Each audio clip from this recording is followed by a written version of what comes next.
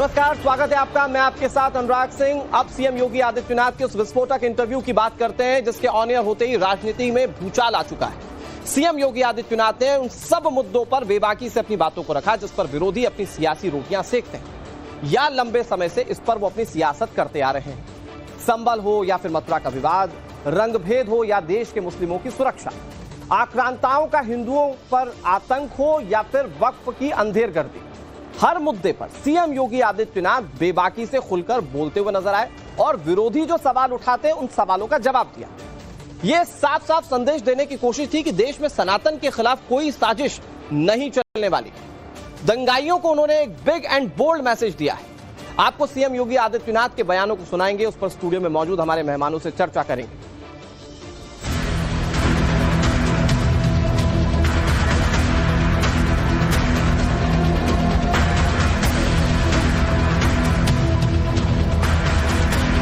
तो टाइम्स नाम नवभारत पर सीएम योगी आदित्यनाथ का एक्सप्लोसिव इंटरव्यू, मुस्लिम, वक्फ, औरंगजेब, इन तमाम मुद्दों पर सीएम योगी आदित्यनाथ ने सीधी बातचीत की। मुस्लिम उत्तर प्रदेश में ज्यादा सुरक्षित है, सीएम योगी आदित्यनाथ ने यह कहा है। हिंदुओं के पवित्र स्थलों पर भी सीएम योगी आदित्यनाथ ने बयान दिया। उन्होंने कहा कि जितने भी होंगे सब ढूंढे जाएंगे। ये सीएम योगी आदित्यनाथ बड़ी बात कह रहे हैं। सालार गाजी पर भी सीएम योगी आदित्यनाथ जमकर बरसे। सालार को इस्लाम की सबसे क्रूर मौत मिली, ये बात सीएम योगी आदित्यनाथ ने अपने इस पॉडकास्ट के दौरान कही। होली को लेकर भी सीएम योगी आदित्यनाथ ने कहा कि रंग पड़ने पर हाय तौबा क्यों मचाना। ये सारी बातें, इन सारे बड़े मुद्दों पर सीएम योगी आदित्यनाथ बेबाकी से बोलते हुए सुनाई दी।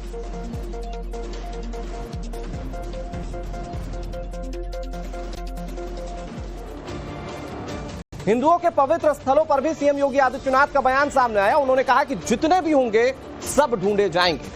संभल एक सच्चाई है, कानून के दायरे में रहकर काम करेंगे। जितने अतिक्रमण होंगे वहां पर एक्शन लिया जाएगा। यह सीएम योगी आदित्यनाथ ने दो टूक कह दिया। काशी, मथुरा, संभल, इन सारी घटनाओं को लेकर लोग सवाल उठाते हैं कि कितनी जगह पर मंदिर ढूंढे जाएंगे, कितनी जगहों पर मस्जिद के नीचे से मंदिर निकाला जाएगा। तो सीएम योगी आदित्यनाथ ने इस पर जवाब दिया। उन्होंने कहा कि जितने भी होंगे उतने खोजे जाएंगे। उन्होंने तो यह तक कह दिया कि अभी तो 2-3 पर लोग हाय तौबा मचा रहे हैं। उन्होंने तो कईयों की लिस्ट तैयार कर रखी है। आपने कहा कि संभल में 65 कुछ तीर्थ स्थल हैं, 64 और 18 की पहचान हो गई है। योगी जी अभी बढ़कर 54 तक पहुंच गई है। आप कितनी जगह खोदेंगे, कितने मस्जिद? जितने भी होंगे सब ढूंढेंगे, जितने भी होंगे सब ढूंढेंगे, सब निकालेंगे और दुनिया को बोलेंगे कि भगवान ने जिसको आंखें दी हैं वो आके देखो तो क्या हुआ था संभल में। देखिए, संभल एक सच्चाई है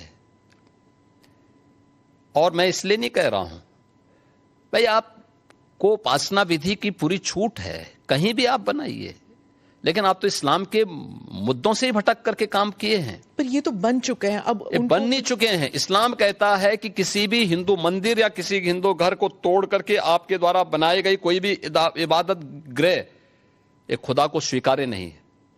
क्यों आपने बनाई? आप तो इस्लाम के विरुद्ध आचरण कर रहे हैं। पर आप तो कानून के दायरे में रहकर, हम कानून के दायरे में रह के सब काम कर रहे हैं। देखिए, डॉक्टर राम मनोहर लोहिया के नाम पे राजनीति बहुत सारे लोग करते होंगे। में 65 निकाल रहे हैं आप, तो फिर 65 नहीं, वहां 68 सभी तीर्थों को हम निकाल रहे हैं। 54 से अधिक निकल चुके हैं और बाकी सभी को ढूंढ रहे हैं। शास्त्रीय प्रमाण उसके मौजूद हैं, उनको दिखा रहे हैं कहां कहां हैं। जिसने भी कब्जे किए होंगे उनको एक एक करके सबको निकालेंगे। कितने मस्जिद फिर निकलेंगे? मस्जिद, देखिए सवाल मस्जिद का नहीं है, जितने अतिक्रमण होंगे वो अतिक्रमण हटेंगे। रंग विवाद पर भी मुख्यमंत्री योगी आदित्यनाथ ने दो टूक अपनी बातों को रखा। उन्होंने कहा कि रंग पड़ने पर हाय तौबा क्यों मचाना। रंग बिरंगे कपड़े से जब परहेज नहीं है तो फिर रंग पर हाय तौबा क्यों मचा रहे हैं। ये योगी आदित्यनाथ कह रहे हैं। हिंदू से ज्यादा मुस्लिम रंग बिरंगे कपड़े पहनते हैं।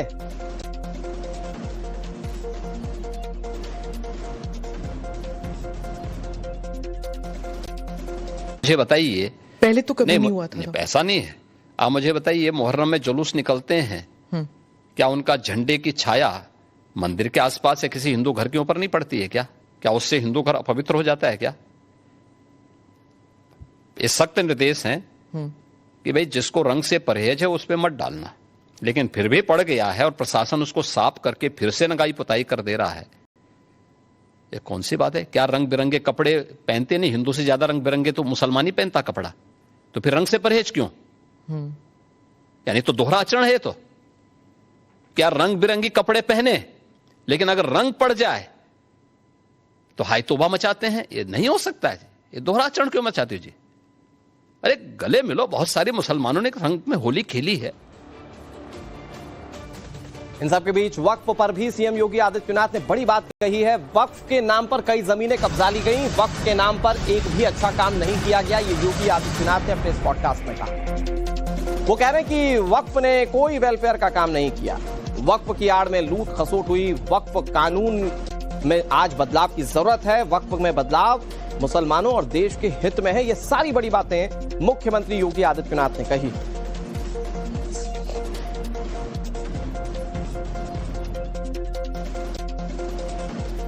अलग अलग समय में इन्होंने वक्फ के नाम पर तमाम प्रकार के उल जलूल फैसले लिए हैं, खासतौर पर कि वक्फ जिस लैंड को कह देगी कि उनकी है, उनकी मान ली जाएगी। हम बहुचक हैं जी, ये कौन सा आदेश है? आपको एक पावर किसने दे दी है कि आप किसी भी प्रॉपर्टी को कब्जा कर लेंगे, आप किसी भी स्थल को कब्जा कर लेंगे, किसी भी सार्वजनिक भूमि पे कब्जा कर लेंगे?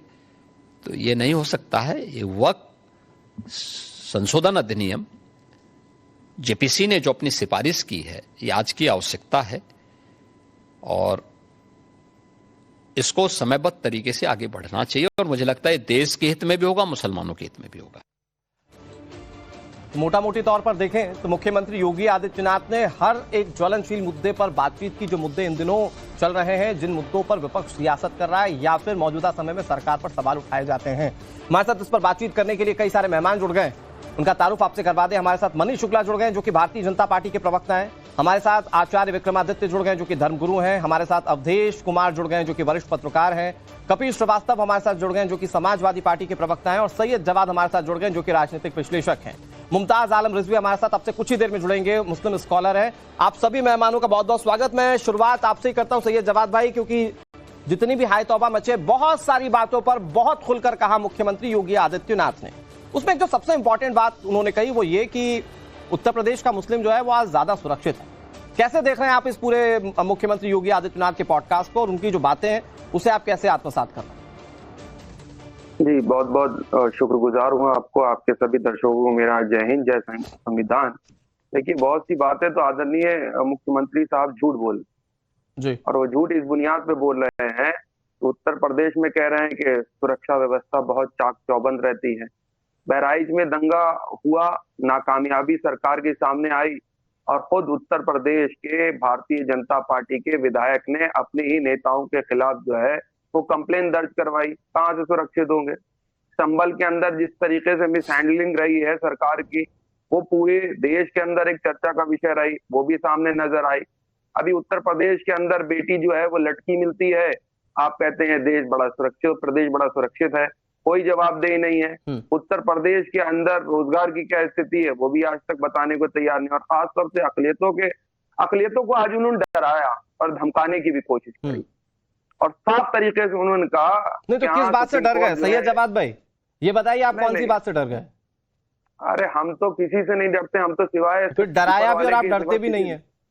नहीं, हम नहीं डरते, डराने की कोशिश थी, हालांकि डरेंगे नहीं। और डरे हुए खुद योगी आदित्यनाथ जी इसलिए भी हैं कि हो सकता बहुत जल्द केंद्र के अंदर बैठी आदरणीय प्रधानमंत्री जी और अमित शाह साहब जो हैं उनको हो सकता मुख्यमंत्री अंदर खाने की बहुत जानकारी चलता करते हैं।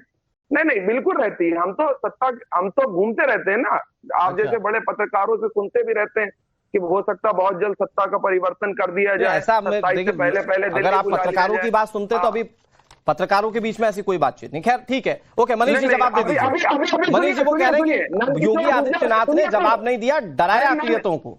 आप लोग तो कह रहे हैं कि मुस्लिम सुरक्षित है उत्तर प्रदेश में।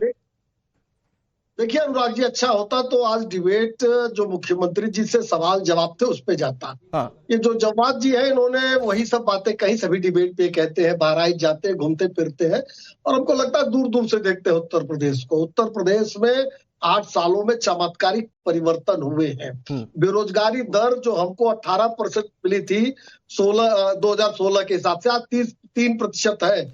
आज उत्तर प्रदेश में सबसे ज्यादा हाईवेज है, सबसे ज्यादा हवाई अड्डे हैं उत्तर प्रदेश में। आज उत्तर प्रदेश में सबसे ज्यादा निवेश की संभावनाएं जागृत हुई हैं। आज उत्तर प्रदेश में 8 साल में 8.5 लाख नौकरियां, सरकारी नौकरियों की बात कर रहा हूं, मिली हुई है। इसके बाद आज योगी जी ने तमाम उन बातों का जवाब दिया है जिसको कहने और सुनने में लोग थोड़ा हिचकते थे। उन्होंने संभल के बारे में, संभल में जो पुराणों में वर्णित है उसका उल्लेख किया, और किस तरीके से संभल में अत्याचार हुआ, किस तरीके से वहां पलायन हुआ, धर्म परिवर्तन हुआ था, किस तरीके से हिंदू तीर्थ बावड़ी कुओं को कब्जा किया गया था, उसकी भी चर्चा उन्होंने लेकिन की। अगर मुख्यमंत्री योगी आदित्यनाथ ने बहुत साफगोई से अपनी बातों को रखा और बेबाकी से रखा, तो मनीष जी आपके सामने से ये जवाब कह रहे हैं कि आप अपनी बातों को नहीं रख रहे बल्कि डरा रहे हैं अकलियतों को। सवाल अनुराग जी, मैं डिबेट आपसे करूं, जवाब जी से करूं? उन्होंने तो कोई सवाल, ऐसा कौन सा सवाल और जवाब था जिसको मुख्यमंत्री जी ने नहीं रखा? उस सवाल को कोट करें, उसका जवाब बताएं। क्या कह रहे हैं? डर गए, मतलब वो नहीं डर रहे, वो कह रहे हैं अकलियतों को डरा रहे हैं। ये लोग तो जले भुने लोग हैं। इनको तो जब बराबरी की बात होगी, जब गरीबों की बात होगी, अरे ये तो उन महिलाओं के साथ भी नहीं खड़े होने वाले हैं जो मुस्लिम महिलाएं 3 तलाक के दंश से जूझ रही थी। ये मुस्लिम महिलाओं के जो तमाम प्रकार की जो उनके साथ मुस्लिम महिलाओं के साथ जो गैर बराबरी होती है उसके साथ भी नहीं खड़े होते। तो आज तो डिबेट आपने रखा है, मुख्यमंत्री जी ने जो सवाल सुने उसका जवाब दिया। अगर ये एक सवाल ऐसा बताए जिसका जवाब उन्होंने गलत दिया तो मैं उसको करेक्ट करूंगा। ओके, सही जवाब है, जल्दी से। फिर मैं उसके बाद मुमताज आलम के पास जा रहा हूँ जी। सही जवाब है, जल्दी से। उनसे ये सवाल जब पूछा स्मिता प्रकाश ने कि आप बताइए मथुरा के अंदर और तमाम जगहों पर, काशी के अंदर तमाम जगहों पे चीजें, तो उनका अब तक तो बहुत कुछ हो चुका होता। हाँ, नहीं बताइए, नहीं मनीष जी ये बताइए ना कि अगर कानूनी दायरे में नहीं होता तो फिर क्या हो जाता? मुख्यमंत्री जो कह रहे हैं उसका अभिप्राय क्या है? नहीं अनुराग जी, इन्होंने सवाल ठीक से पढ़ा ही नहीं। दरअसल बिना तैयारी के लोग आते हैं, क्योंकि ये लोग रख के आने वाले हैं। कुछ भी पूछना ये बता देना। उनसे पूछा गया कि मथुरा में न्यायालय का जो आदेश है उसके अनुसार काम होगा, उसके अनुसार सरकार चलेगी। तो उन्होंने कहा बिल्कुल न्यायालय के दायरे में रहकर ही वहाँ काम हो रहा है, और न्यायालय की जो थोड़ा सा वेट कर लीजिए, अब मैं दूसरे मेहमानों के पास जा रहा हूँ। ठीक है मुमताज भाई, योगी आदित्यनाथ कह रहे हैं सबसे ज्यादा अगर मुस्लिम कहीं सुरक्षित है तो वो उत्तर प्रदेश में। ये सुरक्षा आप महसूस कर रहे हैं? नहीं बिल्कुल, मैं मुसलमानों की बात क्यों करूं?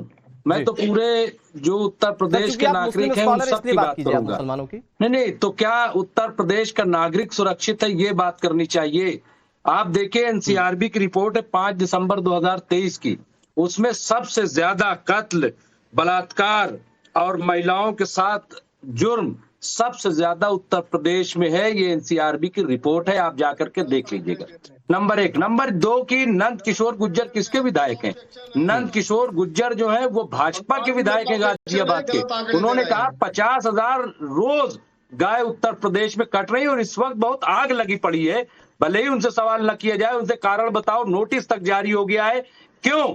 और इसके अलावा अफसरान की वहां पे जो मनमानी चल रही है जिस तरीके से, तो उसको भी केशव प्रसाद मौर्य ने आज योगी आदित्यनाथ के बाद, ठीक है आपने नंदकिशोर गुर्जर पर सवाल पूछ लिया, आपने सुरक्षा को लेकर सवाल उठाए, ये जवाब दे देंगे मनीष जी। मैं कह रहा हूं कि आज मुस्लिम सुरक्षा महसूस करता है या नहीं करता है? योगी आदित्यनाथ जो बात पॉडकास्ट में कह रहे हैं उस पर बात कीजिए सर। नहीं, मैं उसी पे बात कर रहा हूं। ये तमाम सवाल जो है पॉडकास्ट में सवाल क्यों नहीं किए गए? मैं अब कर रहा हूं सवाल ना, आप बताइए। तो आप बुलाइएगा, इन्विटेशन दीजिएगा, योगी जी आए तो पूछ लीजिएगा सवाल। अभी तो मेरे सवाल का जवाब दीजिए, यहाँ मैं बैठा हूं सवाल पूछने के लिए। नहीं, तो अरे सवाल पूछने के लिए आप बैठे तो मतलब जो आप मीठा सवाल करेंगे उसका जवाब मैं ढूंढता फिरूंगा। ये इसमें क्या मीठा सवाल है मुमताज भाई? मैं तो ये पूछा, आप बताइए कि आप सुरक्षित महसूस करते हैं या नहीं करते? मैं तो सिर्फ इस पे सवाल पूछ रहा हूं। आप बताइए ना कहां से सुरक्षित है? कहां? मैं बता तो रहा हूं, एनसीआरबी की रिपोर्ट दे रहा हूं ना आपको। ये 2023 5 दिसंबर 2023 की रिपोर्ट है, मैं दे रहा हूं आपको। आप कह रहे हैं बड़ा, कहां है रामराज? आप बताइए रामराज क्या नंबर 1 है क्राइम में? और आ जाइए, मैं आपको अब पूछना चाहता हूं, आप बताइए कि वो कह रहे हैं कि साहब हर मंदिर में हम वो मस्जिद में वो ढूंढेंगे। सवाल ये है कि कब्जा किसका है? जिसकी सरकार होती है उसका हर मंदिर में नहीं, जहां जहां पर सबूत मिलेंगे वहां पर। और कानूनी लड़ाई की बात कह रहे हैं मुमताज भाई, शायद आपने गलत समझ लिया। लड़ाई की नहीं है, धमकी देना है, ये कानूनी लड़ाई नहीं है। और रंग की बात कर रहे हैं साहब, कलर रंग पहनने में और रंग डाल देने में, आप सफेद कपड़ा पहने हुए उस पर लाल रंग डाल दे तो मतलब ये ठीक है? मनीष जी जल्दी से जवाब दे दीजिए। कीचड़ डाल दिया जाए, ठीक है? ये क्या ये अपने क्वेश्चन लेकर बैठे हुए हैं, उसका थोड़ा जवाब दे दीजिए जल्दी से मनीष जी, 10 सेकंड, फिर उसके बाद में दूसरे मेहमानों के पास जा रहा हूँ। देखिए अनुराग जी, हमको लगता है कि ये लोग या तो बिना इस जानकारी क्या है कि इनसे किस विषय पे डिबेट बुलाई गई है। देखिए मुख्यमंत्री जी ने रंग को लेकर साफ कहा है और सुरक्षा को लेकर भी साफ कहा है। उत्तर प्रदेश में पिछले 8 सालों में कानून का शासन स्थापित हुआ है और निश्चित रूप से जब कानून का शासन होता है तो सभी लोग सुरक्षित होते हैं। और अगर आप मुसलमान व्यवसायियों से, मुसलमान डॉक्टरों से, तमाम मुसलमान की लड़कियों से जो स्कूल कॉलेज जा रहे हैं उनसे पूछिएगा तो उनको समझ बताएंगी, खुद बताएंगी 19 मार्च 2017 के पहले के क्या हालात थे और 17 के बाद के क्या हालात। आप कह रहे हैं लड़कियों से जाकर के पूछो, एनसीआरबी की रिपोर्ट क्या कहती है आप बताइए ना। ठीक है सर, आंकड़े देख लो मुमताज आलम, आंकड़े देख लो। पलायन, आंकड़े तो मुख्यमंत्री जी ने पलायन के इशू को भी उठाया है। आंकड़े देख के बता रहा हूँ, मैं कोई बात नहीं कर रहा हूँ, पूरी जिम्मेदारी से बात कर रहा हूँ। एनसीआरबी की रिपोर्ट है यहाँ पे, ठीक है? और यहाँ हेडिंग ये है, एनसीआरबी ने यूपी को बताया हत्या बलात्कार महिलाओं के खिलाफ जुर्म में नंबर 1। अनुराग ये फेक न्यूज और फेक नैरेटिव है। योगी जी ने कहा था अपराधी अपराध छोड़े या इन्होंने मुख्यमंत्री जी का ना इंटरव्यू देखा है, ना सवाल देखा है, ना जवाब देखा है। ये अगर कानून व्यवस्था को लेकर सवाल उठा रहे हैं और अगर ये कह रहे हैं कि आज के समय में ये चिंतित है कानून व्यवस्था को लेकर, लॉ एंड ऑर्डर को लेकर, तो मैं सुना देता हूं एक बार कि मुख्यमंत्री योगी आदित्यनाथ क्या कह रहे थे। उन्होंने आज एकदम क्लियर कट कह दिया कि अपराधी हो या आक्रांता सबका ही हिसाब होगा। जरा एक बार सुन लीजिए, फिर मैं आगे बढ़ता हूं चर्चा में। इनकी वोट बैंक की राजनीति खतरे में है। जिस दिन अपने पूर्वजों को भारतीय मुसलमान समझ जाएगा, इन सब के बोरिया बिस्तर बन जाएंगे। इसलिए अपने बोरिया बिस्तर को दुरुस्त रखने के लिए लोग इस प्रकार की भड़काऊ बातें को कहते हैं। भारत के मुसलमानों को याद रखना होगा, वे तभी सुरक्षित है जब हिंदू सुरक्षित है, हिंदू ट्रेडिशन सुरक्षित है, उसी के साथ उनकी भी सुरक्षा निहित है। देश के अंदर आज भी बहुत सारे मुस्लिम परिवार ऐसे हैं जो अपने पूर्वजों की परंपरा का जो स्मरण करते हैं और 6 पीढ़ी पहले, 8 पीढ़ी पहले बहुत सारे लोगों ने डॉक्यूमेंट तैयार रखे हुए हैं कि उनके पूर्वज कोई ना कोई हिंदू था। तो मुझे लगता है उस समय किन्हीं कारणों से उनको अगर इस्लाम स्वीकार करना पड़ा है तो उन आक्रांताओं की क्रूरता से कोई जजिया कर नहीं दे पाया, कोई जो है अपने स्वयं के परिवार को बचाने के नाम पर, कोई अन्य उसके नाम पर। मुझे लगता है कि हम लोगों को इसको स्वीकार नहीं करना चाहिए कि आक्रांता का कहीं महिमा मंडन हो। न्याय मानते होंगे, उनके लिए न्याय होता है। जो स्वयं न्याय को, कानून को अपने हाथों में लेते हैं तो बहुत बार कानून के दायरे में रहकर के उनको सबक भी सिखाया जाता है। जो जैसे समझेगा उसको उसी भाषा में समझाना चाहिए। आप मुझे बताइए, कोई हिंसक बनकर के प्रहार करने के लिए आ जाए हमारे सामने और हम उसके सामने गिड़गिड़ाएं, ये नहीं। अगर वो हिंसक बन के आया तो उसको पहले उसकी हिंसा का प्रतिकार तो वहां पे करना पड़ेगा ना। जो जैसी भाषा समझेगा उसको वैसे समझाना पड़ेगा। मुमताज आलम रिजवी जी, बहुत जल्दी से, इस लाइन से भी दिक्कत है क्या? ये भी धमकी भरी लाइन है। सवाल ये है कि बयान देने तो क्या होता है, बयान तो 2017 में भी दिया था कि अपराधी अपराध छोड़े या प्रदेश छोड़े। लेकिन हुआ क्या? मैं तो 23 की रिपोर्ट बता रहा हूँ, दिसंबर 2023 की एनसीआरबी की रिपोर्ट बता रहा हूँ। तो हुआ क्या? देखिए, बयान देने तो कुछ नहीं होता है, मैं तो साफ साफ रिपोर्ट पे बात कर रहा हूँ। फिर आप ये बताइए 2024 लोकसभा चुनाव में क्यों हार गई है? क्यों 80 में से 43 सीटों पे इनकी शिकस्त हो गई? इसके अलावा मैं बार बार एक चीज कह रहा हूँ कि जो अंदर में पार्टी के अंदर चल रहा है, डिबेट में नहीं पढ़ना चाह रहा। मैं चाह रहा हूँ कि योगी आदित्यनाथ की बातों पर बात हो, लेकिन एनसीआरबी के आंकड़े बहुत कुछ ये भी कहते हैं कि 14 के बाद जो क्राइम का ग्राफ है वो कम हुआ है। मैं खैर उस पर नहीं पढ़ना चाह रहा, ठीक है, आज मुख्यमंत्री के बयान पर ही बात करते हैं। लेकिन बहुत जल्दी से मैं अवधेश सर आपके पास और आचार्य विक्रमादित्य जी आपके पास आ रहा हूं। कपिल सर, योगी आदित्यनाथ दो टूक कह रहे हैं खुलकर, एक तो महिमा मंडन नहीं चलेगा और दूसरा वो कह रहे हैं कि उसी भाषा में जवाब दिया जाएगा। तो महिमा मंडन करने वालों में तो समाजवादी पार्टी के भी नेता हैं, तो ये तो सीधा मैसेज आप लोगों के लिए कि भैया ये नहीं चल पाएगा जो आप कर रहे हैं। और उन्होंने अबू आजमी को तो कह दिया था आपसे इलाज नहीं हो रहा है तो भेज दीजिए उत्तर प्रदेश। देखिए, सबसे पहली चीज तो हम ये कहेंगे कि माननीय मुख्यमंत्री जी को एक चीज समझनी चाहिए कि वो किस पद की गरिमा पर बैठे हैं जी। क्योंकि एक तरफ वो संत और महंत है और दूसरी तरफ वो इस उत्तर प्रदेश के मुख्यमंत्री हैं, यानी कि हमारे संवैधानिक पद पे बैठे हुए हैं जी। वो हिसाब किताब लगा रहे हैं, न्याय की, जस्टिस की बात नहीं कर रहे, अपलिफ्टमेंट की बात नहीं कर रहे, वो बात कर रहे हिसाब किताब यानी रिवेंज की। अब ये रिवेंज लेना चाहते हैं और महिमा मंडन किसका करना चाहते हैं? कौन कर रहा है किसका महिमा मंडन? हमें आप बताओ, देश का इतिहास बदल दोगे क्या? अगर हो आप में भूलता तो IAS PCS के अंदर मुगलिया शासकों के बारे में बात ही मत करो। और एक चीज और, आक्रांता कौन है? उन्होंने इतिहास पढ़ा है योगी आदित्यनाथ जी? मैं भी गोरखपुर का रहने वाला हूं, वो भी गोरखपुर के। मैं चैलेंज देता हूं कि 1 to 1 बैठ के मुझसे कर लें। मैं पूछ रहा हूं, द्रविडियंस के अलावा भारत के मूल नागरिक कौन है? मूल कौन है भाई? शक, हूण, कुषाण, मंगोल, फ्रांसीसी, इंग्लिश और आर्यंस, ये सब तो विदेशी थे। राजपूत कौन थे? कहां से आए थे? तो मैं तो एक बात कह रहा हूं, या तो इतिहास ही से पढ़ लो पहले, फिर उसके बाद आप हिसाब किताब करते रहना। आपको हिसाब किताब करने के लिए स्वतंत्रता के बाद हमारे संविधान ने नहीं बैठाया है, इस देश के डेवलपमेंट के लिए बताया है, इस देश को अक्षुण्ण रखने के लिए बताया है, इस देश के अंदर पंथनिरपेक्षता को निर्धारित करने के लिए बैठाया है। लेकिन हमारे देश में ठीक है, उस संविधान का पालन करने के लिए बैठाया है जनता ने और संविधान ने। लेकिन हमारे देश में अगर हमारे पूर्वजों का मर्डर करने वाले या उन लोगों पर जुल्म ढाने वालों को महिमा मंडित किया जाएगा तो आपको नहीं लगता कपिल जी कि उस पर दो टूक किसी भी सरकार का स्टैंड क्लियर होना चाहिए? योगी आदित्यनाथ तो वो स्टैंड ही क्लियर कर रहे हैं ना। अनुराग भाई, मैं तो पूछ रहा हूं कि योगी आदित्यनाथ जी बता दें कि उनके किस वंशज ने अपनी शहादत दी है? भाई उत्तराखंड से वो आते हैं, पौड़ी से। ये बताओ मैं, किस इनके स्वतंत्रता संग्राम सेनानियों में कहीं इनके किसी भी फादर का नाम आप है? स्वतंत्रता सेनानियों को भी कपिल जी आप क्या क्षेत्र में बांटेंगे क्या कि नहीं भगत सिंह पंजाब से आते थे तो सिर्फ पंजाब का राइट है उनका? सुनिए, जिसने न की इस मुल्क से वफा वो सितमगर वफादार हो गया, और जिसने दी इस मुल्क के लिए कुर्बानी वो आज इस देश का गद्दार हो गया। हम तो ये पूछ रहे हैं, राजतंत्र का बदला आप लोकतंत्र में ले पाओगे क्या? इस देश की स्वतंत्रता के बाद ये देश रिवेंज से चलेगा कि इस देश के संविधान से चलेगा? नहीं आप नहीं कपिल जी थोड़ा सा और डेप्थ में जाना पड़ेगा। कपिल जी सुनिए ना, कपिल जी सुनिए ना, आज हमारे देश में दो टूक कहने की जरूरत क्यों है ये समझिए ना। कल मुरादाबाद में सिर्फ कीर्तन हो रहा था और उस पर पथराव कर दिया कुछ लोगों ने, तो आपको नहीं लगता कि वैसी स्थिति में बहुत क्लियर मैसेज होने की जरूरत है कि बख्शा नहीं जाएगा कोई भी? कम्युनल हार्मोनी अगर कोई खराब करने की कोशिश कर रहा है तो उसे बख्शना की जरूरत नहीं है। और सीएम योगी आदित्यनाथ की भाषा उसी संदर्भ में। देखिए, मैसेज वहां दिया जाता है जहां पे लिखित कानून ना हो। आप तो कानून को इम्प्लाई तो मतलब बोलना नहीं चाहिए कुल मिलाकर ये। मैं तो सीधी बात कह रहा हूं कि जब अपराध नियंत्रण के लिए कानून बना हुआ, फोर्सेस बनी हुई है, उनको लगाओ।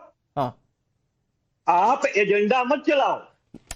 अच्छा योगी आदित्यनाथ जी, कपिल जी मैं आपसे एक चीज पूछता हूं, आप कह रहे हैं एजेंडा नहीं चलना चाहिए और कानूनी तौर पर सब लिखा हुआ है, तो इतिहास भी लिखा हुआ है। मैं कहता हूं कि बीजेपी औरंगजेब को डिफेम करते हुए हो सकता है कि उस पर अपनी सियासत कर रही है, तो औरंगजेब को लेकर अखिलेश यादव क्यों उसको महिमा मंडित करते हुए सामने आ जाते हैं? फिर जो किताबी उसको किताबी तौर पर आप क्यों नहीं छोड़ देते हैं? जो बात आप योगी आदित्यनाथ को ना करने के लिए कह रहे हैं, आप भी तो वही करते हैं अनंतो गत्वा। मैं तो सीधी बात आपको कह रहा हूं कि अकबर के 9 रत्न कौन थे? मुगलिया शासक था कि कोई हिंदू शासक था? हाँ, ये जरूर था, उनकी पत्नी हिंदू थी। मैं तो एक तमाम चीजें पूछना चाहता हूँ। तोडरमल कौन थे? राणा साहब ने लोही वंश का नाश करने के लिए बाबर को आमंत्रित किया था।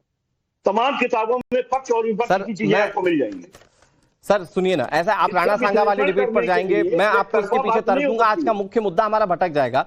राणा सांगा ने इब्राहिम लोदी को हराने के लिए बाबर को बुलाया था, वहां एक उसी व्यक्ति से हराने के लिए उसी के कम्युनिटी से व्यक्ति बुलाया गया, तो वो अलग चीज है सर, उसको छोड़ देते हैं। उससे लोगों की सेंटिमेंट्स, लोगों के विश्वास जुड़े हुए हैं, हम उस पर क्यों पढ़ना चाहते हैं? आप जब ये कहते हैं कि योगी आदित्यनाथ को संविधान में सारी बातें लिखी हुई है, कहना नहीं चाहिए, तो आप मुझे बताइए कि औरंगजेब को लेकर जब सारी बातें स्पष्ट है तो अखिलेश यादव क्यों महिमा मंडित करते हैं फिर, या अबू आजमी को कहने की क्या जरूरत पड़ जाती है? हम लोग किसी को महिमा मंडित नहीं करते। तो अबू आजमी क्या कर रहे थे सर? अबू आजमी को क्यों उसमें ग्रेट शासक दिख रहा था? उन्होंने बिल्कुल नहीं, उन्होंने एक बात ये कहा कि कुछ इतिहासकारों का ये मानना है, कुछ इतिहासकार उसको ग्रेट मानते हैं क्योंकि उनके समय में बेरोजगारी दर जो है वो बहुत न्यूनतम थी और भारत सोने की चिड़िया थी। और जिनके बारे में आप आक्रांता कहते हैं उनकी हड्डियां भी इसी भारत के अंदर मिल गई, वो लूट करके अंग्रेजों की तरह बाहर नहीं ले गए थे इस देश को। तो मैं तो सबसे पहले एक बात पूछना चाहता हूं, सर हमारे देश में आने के बाद, लूटने के बाद, मतलब सोमनाथ मंदिर तोड़ दिया, भारत से अलग मतलब कई हिंदुओं का कन्वर्जन कर दिया, कई राजाओं को नस्तानाबूद कर दिया, उनकी रियासतें खत्म कर दी, और आप कह रहे हैं कि वो यहीं खप गए तो उनके बारे में बोलना नहीं चाहिए। नहीं, एक मिनट मनीष जी, मैं आ रहा हूं आपके पास, मनीष जी मैं आ रहा हूं आपके पास, आचार्य विक्रमादित्य जी। लेकिन एक बहुत इंटरेस्टिंग बात, बहुत इंपॉर्टेंट बात जो, मनीष जी मैं आ रहा हूं, मनीष जी प्लीज, थोड़ा सा मैंने आपको ठीक ठाक वक्त दिया, आचार्य जी बहुत देर से वेट कर रहे हैं, अवधेश कुमार जी भी हमारे साथ जुड़ गए, तो मैं पहले आचार्य जी मैं आपके पास आऊं। अवधेश सर, जिस तरह से यहां पर चाहे वो सैयद जवाद हो, चाहे वो मुमताज आलम रिजवी हो, चाहे कपील जी हो, इन लोगों को जिस तरह से खामियां दिख रही हैं योगी आदित्यनाथ के बयान में, क्या इस पूरे पॉडकास्ट में आप वही समझ पा रहे जो ये लोग समझ रहे हैं, या इससे कोई और पहलू भी देखा जा सकता है इस पूरे पॉडकास्ट का? देखिए अनुराग, आप अच्छा डिबेट करते हैं, लेकिन 28 मिनट के बाद आप मुझे बुला रहे हैं और इन लोगों ने वही पुरानी बात, इको क्राइम है, फलाना है, चिलाना है, में ये पूरे डिबेट को उलझा दिया और उन्होंने जो कहा उस पर कोई बात ही नहीं हुई ढंग से। अब पहले तो इतने विषय आ गए हैं कि किसका उत्तर दिया जाए। अब आप देखिए जिस क्राइम रेट की वो बात कर रहे हैं, अब आप समझ लीजिए जो 2022 की 23 की वो बात कर रहे हैं, जरा उसका फैक्ट सुन लीजिए। देश में 35 लाख कुल क्राइम हुए, एनसीआरबी की डाटा है, जिसमें 4.1 लाख उत्तर प्रदेश में हुआ है। उत्तर प्रदेश की आबादी लगभग 17% है, देश का एवरेज क्राइम 11.28% है। सेकेंड, देश का एवरेज क्राइम जो है 258.1% है, उसी आंकड़े की बात कर रहा हूं। उत्तर प्रदेश का एवरेज जो है 171.6% है। अब आगे आ जाइए, अब इसमें इस प्रकार से अब आप देखिए रेप की वो बात कर रहे हैं, देश का जो एवरेज आया है 4.7 है, यूपी का 3.3 है। मैं ऐसे टोटल बता सका, आप इसमें उलझा दिया डिबेट को। अरे उत्तर प्रदेश में कानून और व्यवस्था ठीक हुई है, इसका प्रमाण देने की आवश्यकता है क्या? अपराधियों के खिलाफ कार्रवाई हो रही है। आज भी योगी आदित्यनाथ जब पॉडकास्ट में बैठे तो धमका रहे हैं, क्यों नहीं है? नहीं वो दूसरी बात हो गई। देखिए ऐसा कई चीजें आ गई ना, बेरोजगारी, इकोनॉमी, अभी हर डिबेट में तो इन लोगों को इतना ही दिखाई देता है। और अपने मुद्दों पर सुनिए, अपने मुद्दों पर तो इनको सालार मसूद हीरो हो जाएगा, अपने मुद्दे पर औरंगजेब हीरो हो जाएगा, अपने मुद्दे पर संभल में मंदिर को बनाई गई मस्जिद मुद्दा हो जाएगा, लेकिन जब बाकी बात होगी तो वहाँ बेरोजगारी, क्राइम और सेकुलरिज्म आ जाएगा। अब इसमें अगर आप डिबेट को उलझाएंगे तो कोई बात ही नहीं हो पाएगी। ठीक है, इस देश में बताइए ना, इस देश में चाहे जब्बाद हमारा दोस्त है, छोटे भाई की तरह है, चाहिए क्या किसी ने भी नागपुर में एक पक्षीय हमले हुए, घुस के जो है घरों पर मारे गए हैं, किसी ने आलोचना की है एक शब्द? ठीक है सर, मैं एक बार फिर से आ रहा हूं आपके पास। एक बड़ी खबर आ रही है, श्री कृष्ण जन्मभूमि पर सीएम योगी आदित्यनाथ ने बड़ा बयान दिया। उन्होंने कहा कि कोर्ट के आदेश का पालन कर रहे हैं, वरना यहां बहुत कुछ हो गया होता। योगी आदित्यनाथ ये कह रहे हैं। उनसे सवाल पूछा गया जब कृष्ण जन्मभूमि को लेकर, तो उन्होंने बड़ी बात दो टूक कही है। उन्होंने कहा कि कोर्ट के आदेश का पालन कर रहे हैं, नहीं तो यहां बहुत कुछ हो गया होता। सुनाते हैं आपको योगी आदित्यनाथ क्या कह रहे हैं। अगर कानून के दायरे में रह रहे हैं तो फिर आप मथुरा की बात क्यों उठा रहे हैं? मथुरा की बात क्यों नहीं उठा रही? मथुरा श्री कृष्ण की जन्मभूमि नहीं है क्या? पर वो तो अब कोर्ट में है ना। कोई कोर्ट का ही आदेश पालन कर रहे हैं ना, तो अब तक तो वहां बहुत कुछ हो गया होता। तो अयोध्या, काशी, अब फिर मथुरा भी, और कितने और? आप मुझे बताइए, सनातन हिंदू धर्म के जो महत्वपूर्ण स्थल हैं, उन सभी स्थलों को हमारी विरासत के प्रतीक हैं। मैं आचार्य जी के पास जाऊं बहुत जल्दी से। अवधेश सर, योगी आदित्यनाथ जब ये कहते हैं कि कोर्ट के आदेश का पालन कर रहे हैं, वरना बहुत कुछ हो गया होता, तो ये वरना क्या है? दरअसल सवाल इसको लेकर है। नहीं, वरना ये है कि आप कल्पना करिए ना, अगर योगी आदित्यनाथ जी की सरकार नहीं होती तो संभल हो, वाराणसी हो, आपको मथुरा हो, उस मामले पर इस समय देश में क्या होता। 93 से तो आपने जो है जो पूजा चल रही थी वो बनारस की, उसको आपने बिना किसी आदेश के बंद करा दिया। उसके लिए आपको लड़ाई लड़नी पड़ रही है। आपसे मैं पूछ रहा हूं ना, देश से पूछ रहा हूं, कानपुर में जो 25 साल 30 साल पहले मंदिर घेर करके 100 फीट की दीवारें खड़ी कर दी गई, पंडित को मार के भगा दिया गया, जो जिस प्रकार से संभल से 5000 लोग हिंदू पलायन कर गए हैं, वो क्या योगी आदित्यनाथ के काल में हुआ? क्या एक भी मुस्लिम लोग खड़ा होकर के ये बोलने के लिए तैयार है कि वो गलत हुआ है और उनको वापस आना चाहिए? आज वो मंदिर निकल रहे हैं, 68 में से अब 34-35 निकल रहे हैं, क्या उसको झूठ कर देंगे?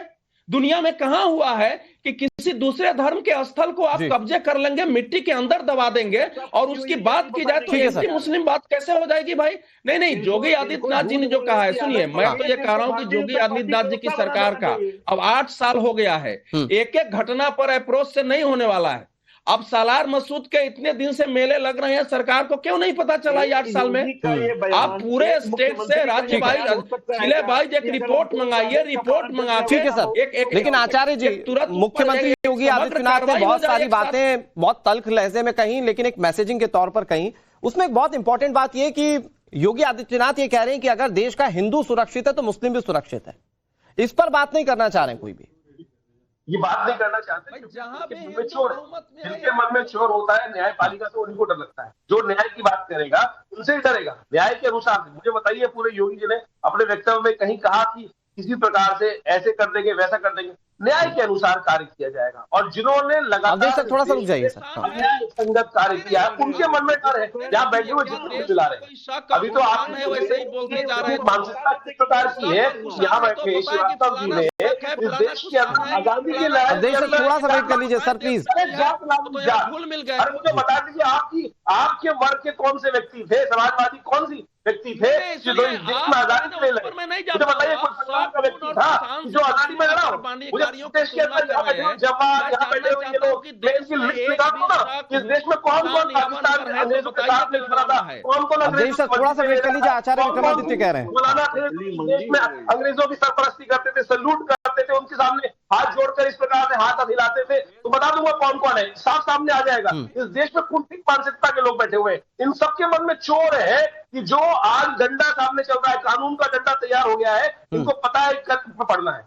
इनमें से एक नहीं जाता यूपी में, एक नहीं जाता यूपी में। जवाहर साहब यूपी में घूमने जाते नहीं है, दिल्ली में बैठ के बात करते हैं कि इनमें यूपी में जाके घूम के आए, देख के आए यूपी में। अगर जाते तो देख के आते, कुंभ में कितनी बड़ी व्यवस्था थी, नहीं गए ना, देखने की अवस्था नहीं। इन्होंने नजर बट्टू बात रखी है, चश्मा पहन रखा है वो कि जो इनको दिखाई देता है कि जिनकी जो मानसिकता रही है। यूपी का रहने वाला हूँ, मुझे पता है। 15 दिन फिर हम और मैं तो कह रहा हूँ कि ठीक है, एक एक करके। ओके, मैं आ रहा हूं आपके पास। एक बड़ी खबर और आ गई है, सालार गाजी पर योगी आदित्यनाथ ने बड़ा बयान दिया। सालार गाजी का वही हश्र हुआ जो होना चाहिए था। गाजी सालार को खड़ा करके जिंदा जला दिया गया था। इस्लाम की सबसे क्रूर मौत सालार गाजी को दी गई। राजा सुहेल देव ने सालार गाजी का हिसाब कर दिया था। मुझे लगता है कि हम लोगों को इसको स्वीकार नहीं करना चाहिए कि आक्रांता का कहीं महिमा मंडन हो। पर कुछ तो ट्रेडिशन का मतलब क्या होता है? ट्रेडिशन के लिए आप फतेह करते थे। गाजी को तो कहीं, गाजी तो यहाँ उत्तर प्रदेश में कोई भी युद्ध जीता नहीं था। देखिए, सालार मसूद गाजी वही है जिसने मोहम्मद गजनवी के साथ भगवान सोमनाथ के मंदिर को लूटने और तोड़ने का काम किया था। ये विदेशी लुटेरा था और इसको महाराज सुहेल देव के नेतृत्व में हिंदू राजाओं ने जिस कार्य के लिए हकदार था, जिंदा खड़ा करके इसको पूरी तरह जलाया था।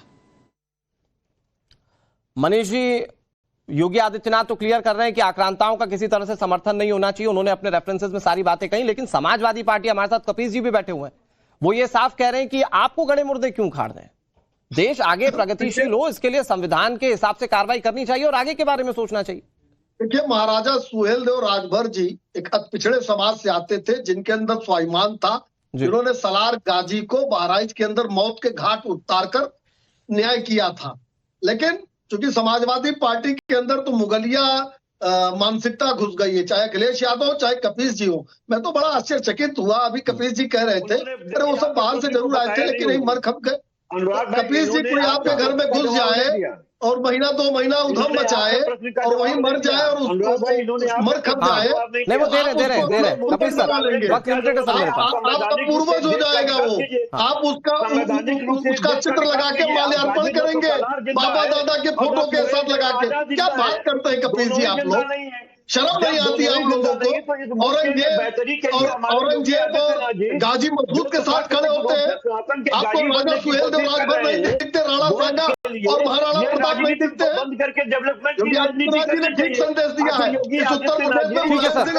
ठीक है सर, सबकी बातों को सुना और जाहिर बात है कि सबने अपने अपने हिसाब से लिया। मैं बहुत जल्दी से सैयद जवाद भाई आपसे एक चीज और जानना चाह रहा हूं कि योगी आदित्यनाथ ने यह भी तो कहा कि हमारे देश में हिंदुओं का सुरक्षित रहना जरूरी है ताकि सब सुरक्षित रह पाए, कम से कम इससे तो आप इत्तेफाक रखेंगे एक लाइन में। देश सुरक्षित इसलिए है क्योंकि देश के अंदर बाबा साहब भीमराव अंबेडकर जी का दिया हुआ संविधान है। योगी आदित्यनाथ जी के रहमो करम पर कोई नहीं है। इस देश के संविधान